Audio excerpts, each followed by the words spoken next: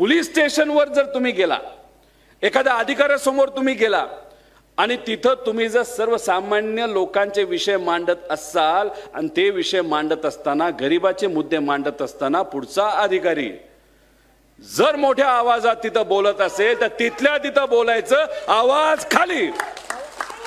कारण का झालंय असे, या महाराष्ट्रामध्ये तुमच्यासारखे आपल्यासारखे सर्वसामान्य लोक जेव्हा पोलीस स्टेशन मध्ये जातात, अधिकाऱ्यासमोर जातात, तेव्हा आपलं ऐकलं जात नाही.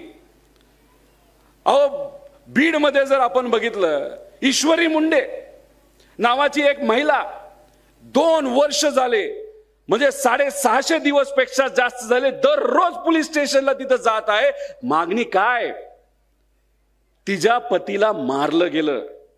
तुम्ही जर कालचे फोटो बघितले, आम्हाला सोशल मीडियावर टाकता आले नाही, त्या व्यक्तीचे सुद्धा डोळे, जसे संतोष देशमुखांचे डोळे काढले होते, जसं त्यांचा हाल हाल तिथं केलं होतं, तसंच या मुंडेचं सुद्धा त्या ठिकाणी हाल हाल करून मारलं. आणि त्या पतीला न्याय मिळावा, जे कोणी खुनीत ते पकडले जावेत, यासाठी ईश्वरी मुंडे तिथं 2 वर्ष झालं प्रयत्न करत आहे, तरी सुद्धा पोलीस प्रशासन तिथं ऐकत नाही.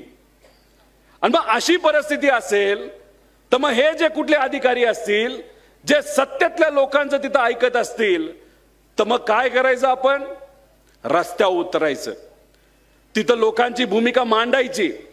मला माहिती आहे की या भागातले आमदार जरा फारच ताकदवान आहेत, आम्हालाही धमकी दिली वाटतं कुठेतरी. त्याच्याचबरोबर आज 2-3 कारवाई माझ्यावर झाल्यात, कुठले ती FIR झालेत असं आम्हाला कळतंय.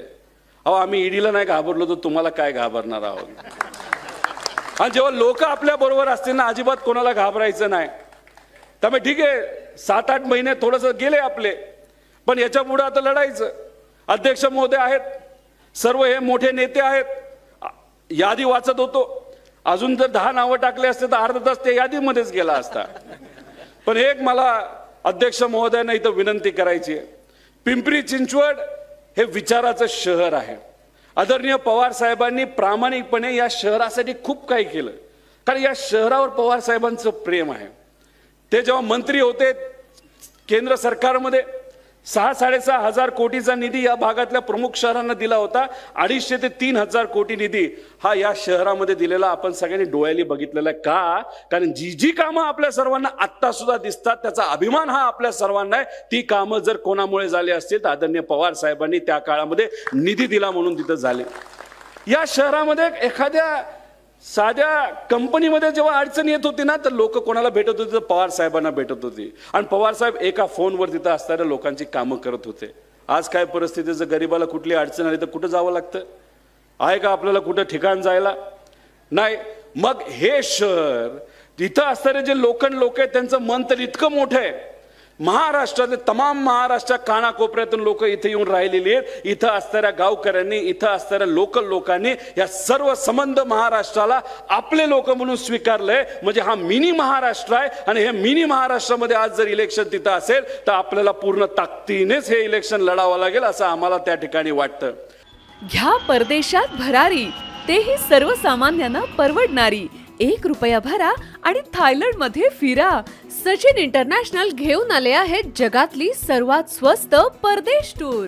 पूर्ण 5 दिवसांचं पॅकेज आता फक्त 32,999 रुपयांमध्ये.